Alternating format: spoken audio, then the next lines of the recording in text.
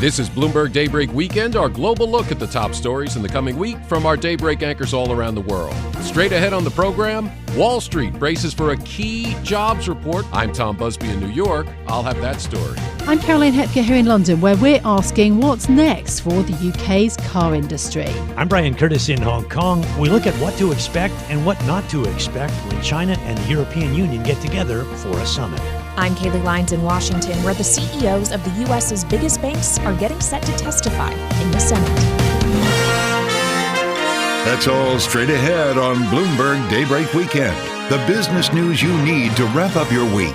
Available on Apple, Spotify, the Bloomberg Business app, and everywhere you get your podcasts.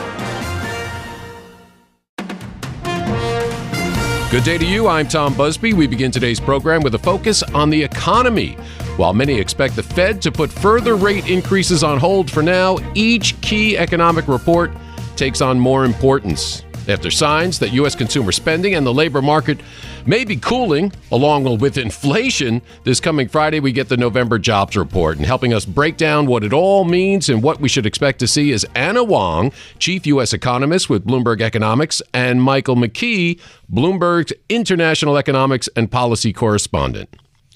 Now let's start with some of the data that we've seen over the last week or so. Americans slowing their spending in October, personal spending, along with personal incomes, both rising 0.2% in October. Mike, that's in line with forecasts, but not a very encouraging number, is it? It's not bad, given the month and the fact that September was a very strong month for spending, and it was also back-to-school month. We haven't seen in the October numbers yet the holiday spending that is to come. So you really have to sort of average it out over a couple of months, and we'll see how October turns out. I thought one of the most interesting things, though, was on the income side, because incomes were definitely restrained, and the biggest drop was in wages. After many months of 0.5% or 0.4% gain in wages each month, we only saw 0.1% gain. Now, 1 month does not make a trend. We saw some months last year where we had negative percentages for wage gains, and it rebounded. But if this is a sign that labor markets are loosening, and if this continues, it's kind of what the Fed wants to see, wage gains coming down to a more sustainable level, and therefore fits the narrative that they're hoping comes true of a soft landing. Anna, what do you think about that? Yeah, what struck me about what Mike just said is the narrative. What is the narrative right out there right now? So this past week, we saw a lot of Fed speaker came out, and I detected a visibly dovish pivot in all of them. Particularly, most notable to me is Chris Waller and Loretta Mester, both of whom are among the most hawkish Fed officials. And it sounded to me that they have become more confident that the labor market is loosening, wage growth is slowing, and that inflation is definitely on track to have a couple more good months of low monthly print. And I think what the PCE report last week showed us, as Mike was saying, is like the wage growth is slowing.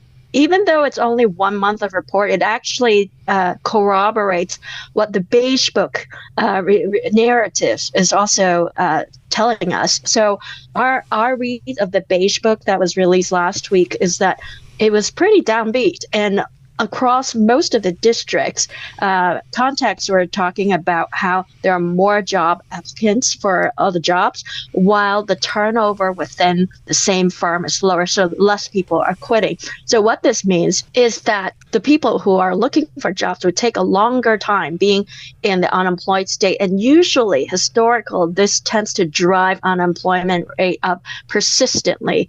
It's not just a 1 month thing. Usually, it will become a trend thing when you see such a phenomenon. Yeah, those continuing claims up to nearly 2 million last week, Mike. Continuing claims do show that the labor market seems to be getting a little looser. People who get jobless benefits are taking longer to find jobs, which is what you would expect in this situation. I thought perhaps one of the most interesting things, not just the the sort of shading of their views by Chris Waller and Loretta Mester, was in the Beige Book when we saw for the first time since the recovery began, companies saying they are beginning to accept the idea that they might lay people off and that they're not filling jobs because of attrition.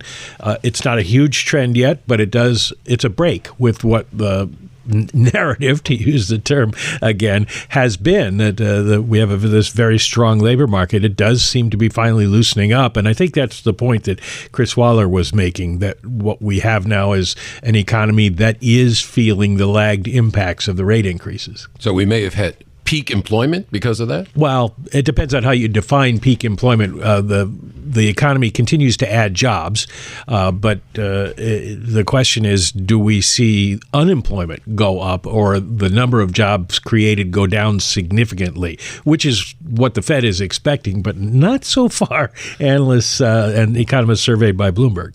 Well, so let's talk about what's coming up this Friday, the November jobs report. What are you expecting to see? So we are definitely focusing more on what's happening to the unemployment rate as opposed to putting too much weight on the headline non-farm payroll. So that said, we are expecting the unemployment rate to climb to 4%. That's versus the 3.9% from the previous month. And for non-farm payroll to add about 150,000 jobs. And let me qualify those numbers for a little bit. So in terms of the non-farm payroll headline, we are the 150K that we are expecting. Well, that includes the 30K that's added from the resolution of the UAW strike. So if you smooth it over a couple of months, in fact, that underlying pace of job growth is actually lower than 150K. And then in terms of the unemployment rate, a 4.0 unemployment rate would trigger the SOMS rule, as well as a whole bunch of other recession rules. So Bill Dudley and I looked at about 28 rules of thumbs on that tends to have a very good record of calling for calling in real time a recession. And we look at, for example, the U1 unemployment rate. That unemployment rate captures how many of the unemployed have been so for 15 weeks or longer. And whenever that U1 unemployment rate increases persistently, it is usually a harbinger of a recession already in place. And also there's another unemployment rate called U2 unemployment rate, and it captures the layoffs and the temporary workers who are unable to find jobs anymore. And that part actually has not triggered any rules yet. And so we would be keeping an eye on all those U1, U2, U3 unemployment rate because it tells you various parts of the labor market. And what that tells me so far is that, number one, layoffs has not really happened yet. Mass layoffs has not happened yet. That's the U2 unemployment rate. However, people who are unemployed indeed has been taking longer and longer to find a job. That's U1 unemployment rate. And overall, that should drive U3 unemployment rate up, which is the typical metric for measuring whether a recession has happened. And it makes the jobs report much more interesting. Many more indicators to dive into there. I think one of the things that we do want to see, besides unemployment, which she gave a very good description of, is whether or not job creation does slow. If we got 120,000, which is approximately what Anna's talking about in terms of job creation X strikers being added back, that would be much closer to what the Fed thinks is the minimum needed to absorb new entrants to the labor force, to basically keep us kind of neutral.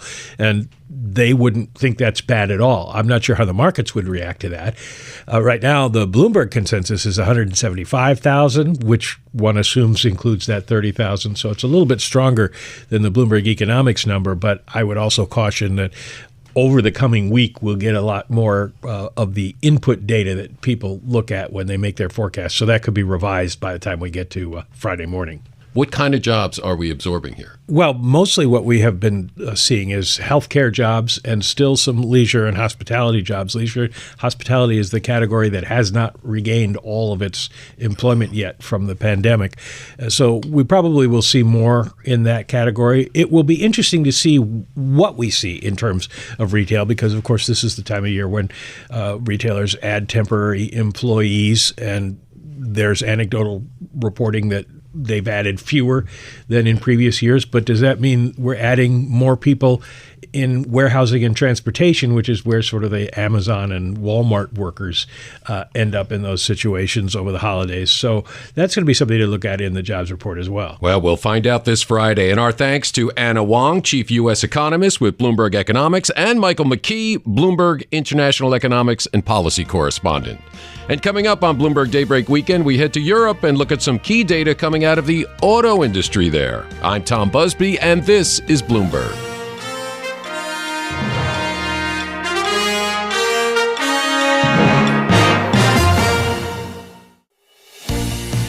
I'm Tom Busby in New York. Up later in our program, Congress continues its funding battles. But first, in the UK, we get fresh data on the number of new car registrations in the coming days.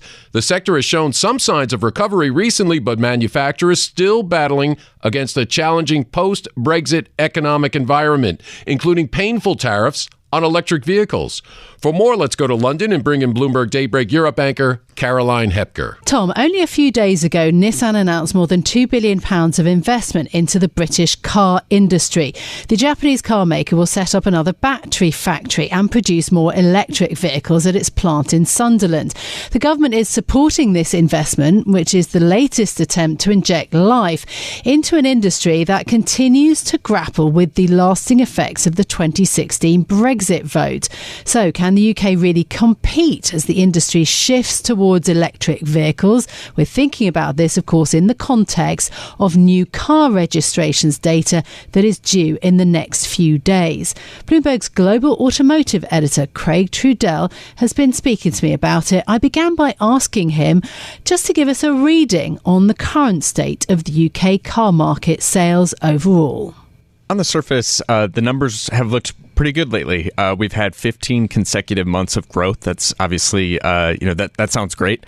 But so has the European market, and so it's really sort of a matter of kind of keeping up with the Joneses in that respect.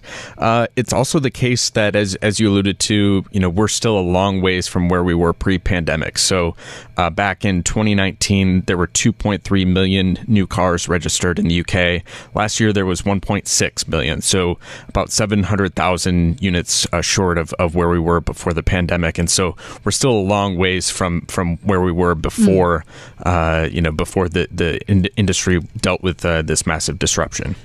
So in terms then of how important the UK car market actually is to these car makers, just put that into context for us. Yeah, for all the challenges the UK has been having, it is still Europe's number 2 market after Germany. It's also one of the more important markets in the world for premium and higher end vehicles. So you still have quite a bit of wealth on the part of consumers in the UK.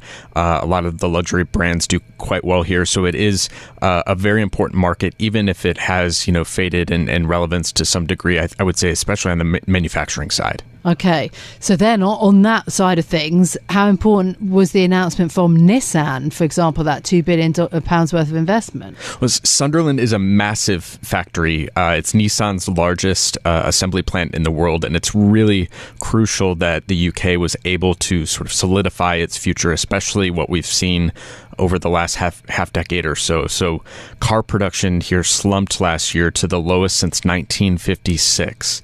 You could chalk that up to a few factors. Honda closed a plant here in 2021. You had Stellantis, shift a car factory to vans, which, don't count toward cars, of course, but it's also, a lower volume plant as a result of that shift.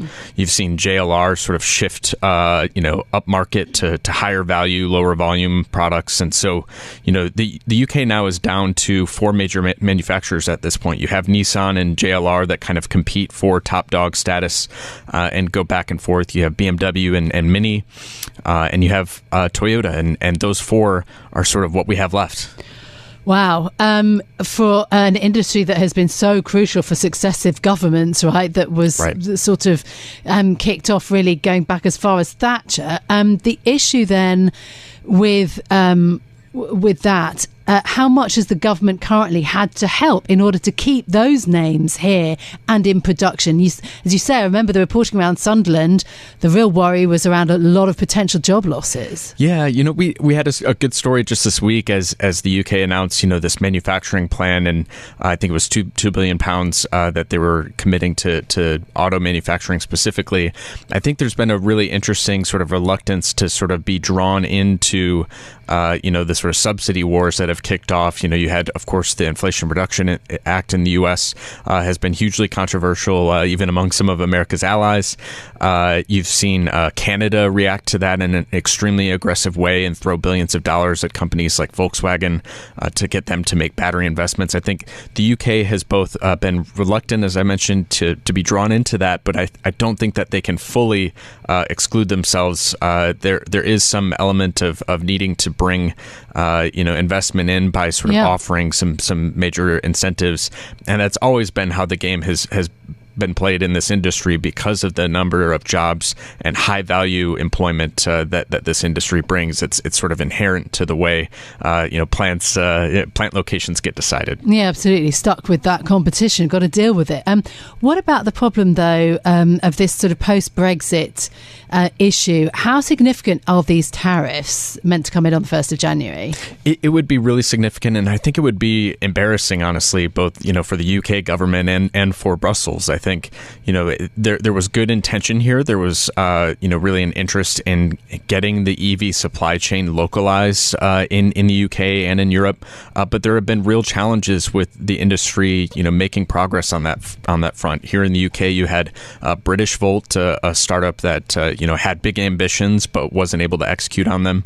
You've had in Europe in general just sort of slow progress in getting the supply chain up and running, and so again, good intentions. It made sense to try and push the industry in that direction, but given how far behind the industry is and sort of getting that set up, and it's really sort of across the board. Even Tesla is behind in localizing battery production in its German plant.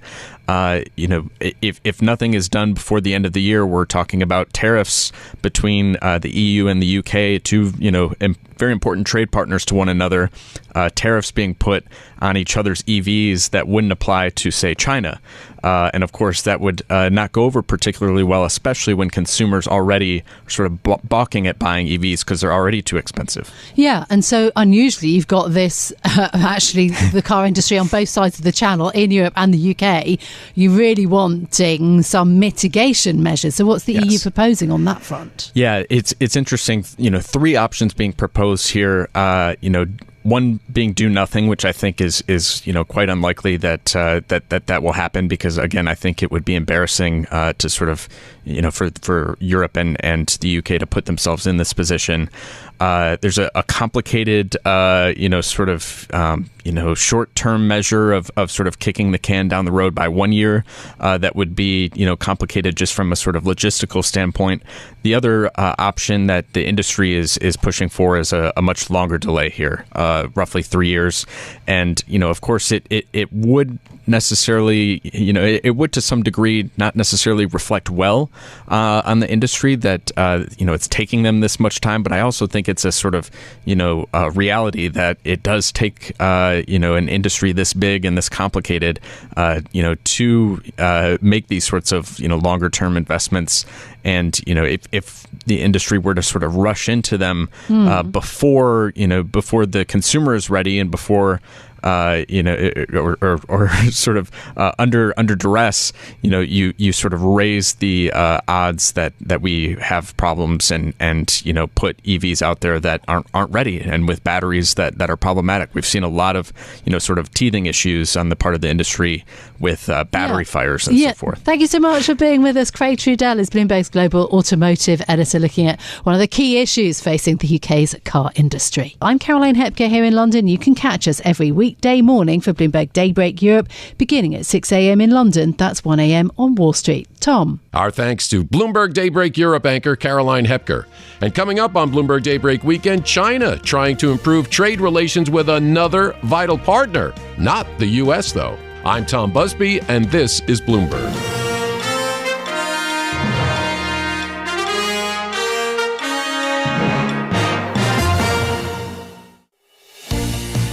I'm Tom Busby in New York with your global look ahead at the top stories for investors in the coming week. The European Union has said it does not want to decouple from China, but rather de-risk parts of its relationship. So with a summit coming up between the two blocs, how might China and the EU navigate their dialogue on improving their trade relationship? For more, let's get to Bloomberg Daybreak Asia co-host Brian Curtis. Tom, China and the European Union are set to hold a summit on December 7th and 8th.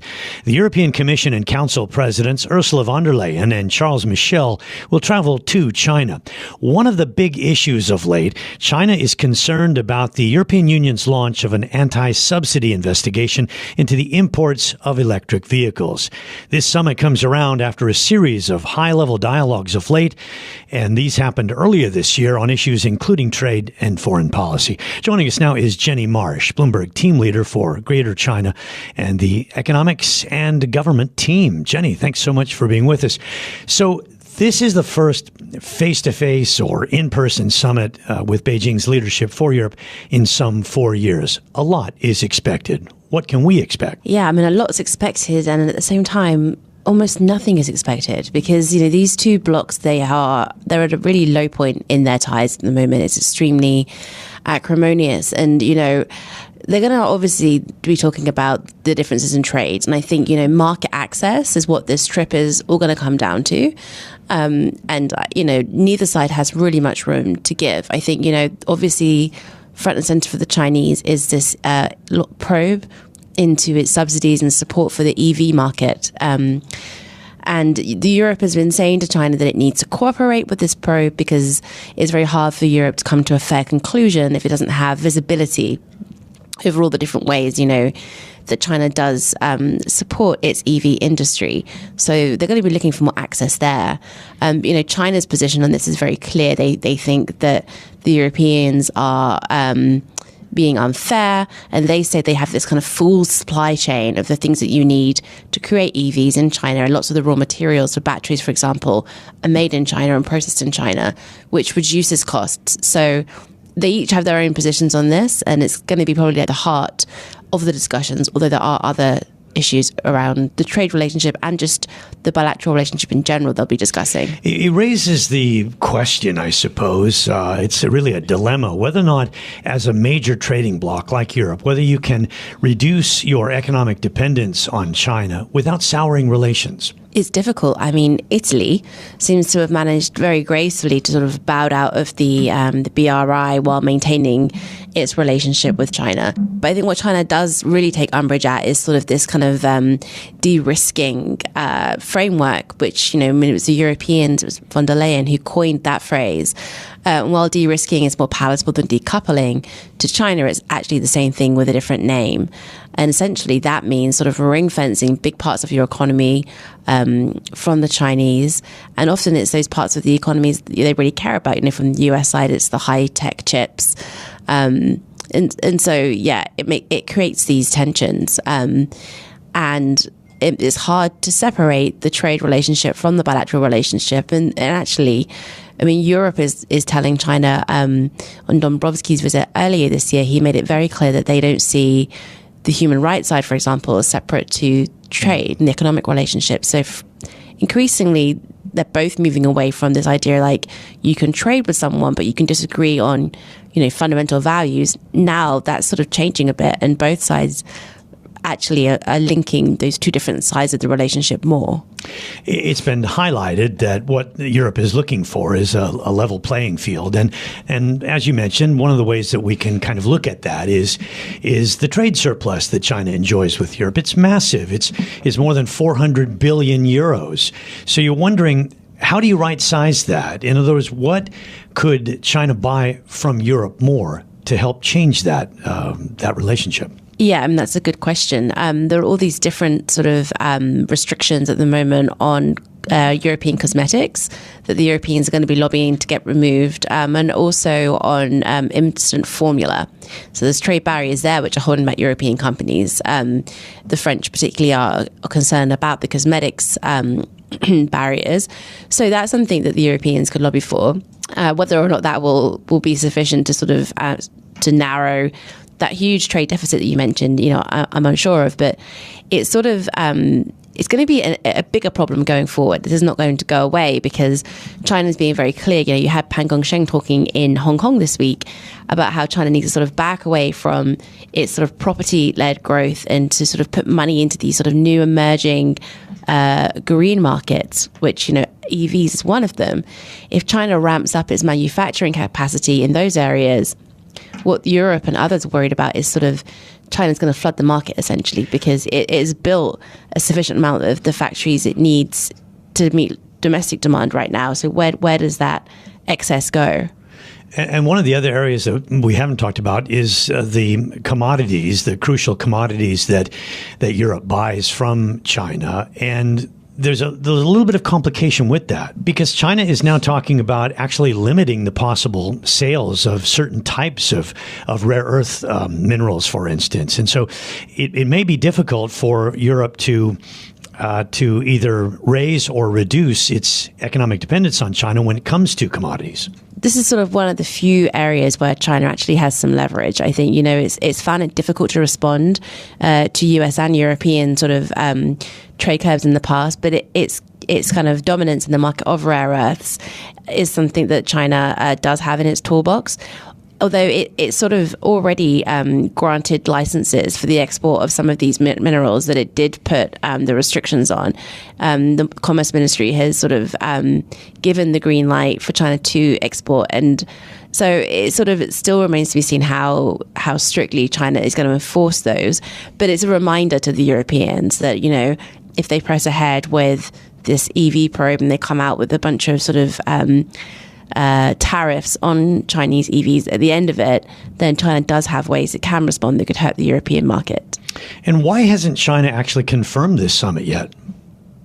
This is sort of how China does diplomacy. It's sort of baffling to the rest of the world, but they very rarely confirm these kind of events until the last minute. I guess because it just gives them some wiggle room. If they want to move things, they don't have to then backtrack because they never said anything in the first place. It also just adds that kind of instability as opposed to the European side. We could call this off still. We haven't confirmed it in public. It's kind of petty. But this is just sort of textbook and how the Chinese do it. And there isn't really too much to be read into it.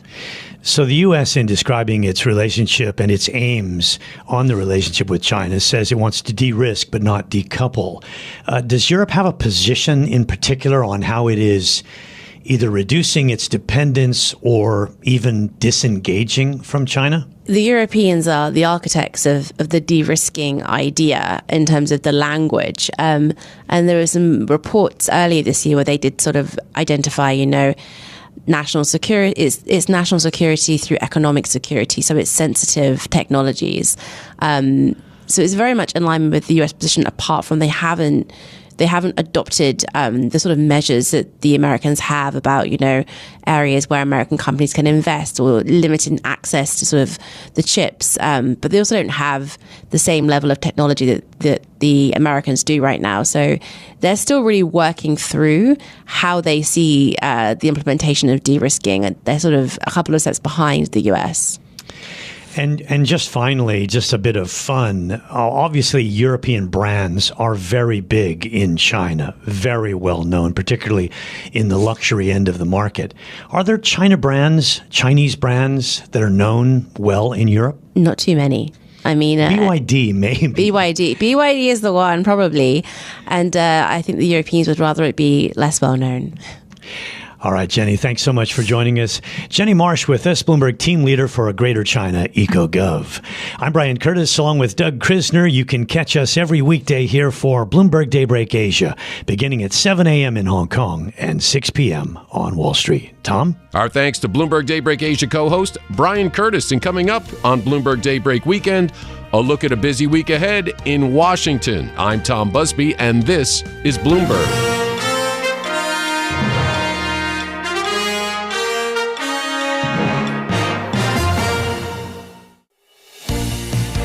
This is Bloomberg Daybreak Weekend, our global look ahead at the top stories for investors in the coming week.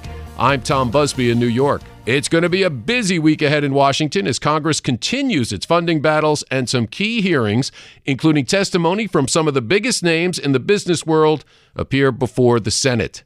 For more, let's head to our Bloomberg 99.1 newsroom in Washington and Bloomberg Sound On co-host Kaylee Lines.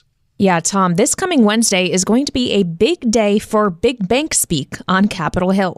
The CEOs of all 8 G-SIBs, global systemically important banks, will be appearing before the Senate Banking Committee for the annual oversight of Wall Street firms hearing. So Jamie Dimon, Brian Moynihan, Jane Fraser, David Solomon, James Gorman, Charlie Scharf, and even Robin Vince of BNY Mellon and Ron O'Hanley of State Street, they'll all be testifying. It's a really important hearing. In fact, it's so important that Sonali Basak, Bloomberg TV's global finance correspondent, is going to be making the trip from New York down here to Washington to cover it. And she's joining us now. So, Sonali, let's just talk about themes first. What do you expect is going to come up in this hearing? Well, there's 2 things. One, there's the agenda of the lawmakers, and then there's the agenda of the bankers themselves. Now, you have to remember that you have policymakers really trying to firm up rules around bank capital moving forward, and those rules are now in their comment period. So what is now happening is you're going to see the big U.S. banks, the CEOs of them, take this opportunity to really make the case on why these rules would be too stringent and start to choke off some of the economic activity because they have to hold more capital against the work that they do. Now, from the lawmakers' perspective, they have other questions, and you saw it right when the hearing was announced in the first place. Sherrod Brown, I quote, said that Wall Street's mega banks continue to make record profits and to reward corporations that raise prices on Americans. So inflation will still be a question, and also, like we've seen in the prior year, we will also see them question why most Americans have not seen the effect of higher interest rates through their savings accounts because rates have not risen very meaningfully relative to how quickly rates have risen, been risen by the Federal Reserve. Yeah, I think the capital requirements part especially could be interesting and possibly contentious because there are plenty of Republicans on the banking committee who have been pretty vocally opposed to the Basel III endgame and those higher requirements. Basically, all of the Republican senators, in fact, had written a letter to the Fed kind of casting doubt on whether the Fed should really be pursuing this. So I guess the bankers will be more aligned with that party, and it could be a little bit more contentious with the Democrats. Well, it's interesting that you mention that, too, because you have this just a week after. This hearing comes a week after Jamie Dimon was pretty public at the CNBC New York Times Deal Book Conference. I'm very sorry.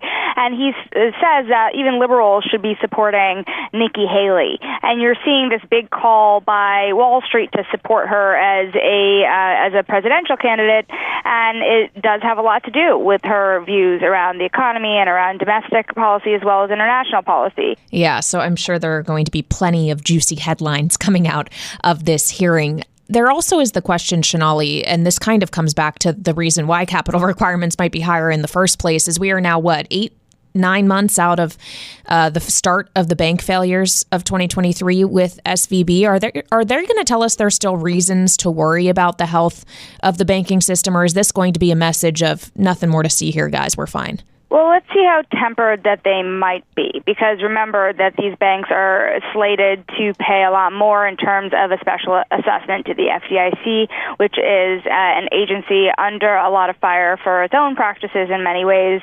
But the banks are feeling the burn of that, and the biggest banks are paying the most into that special assessment. All right. Well, I'm really looking forward to your coverage of this coming week. Sonali Basak, Bloomberg TV's global finance correspondent, thank you so much. And Tom, get ready for Wall Street to head to Washington. Thank you, Kaylee. That was Bloomberg Sound On co-host Kaylee Lines reporting from our Bloomberg 99.1 newsroom in Washington. And you can hear Sound On weekdays 1 to 3 p.m. Wall Street time on Bloomberg Radio. That does it for this edition of Bloomberg Daybreak Weekend. Join us again Monday morning at 5 a.m. Wall Street time for the latest on the markets overseas and the news you need to start your day.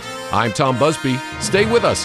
Top stories and global business headlines are coming up right now.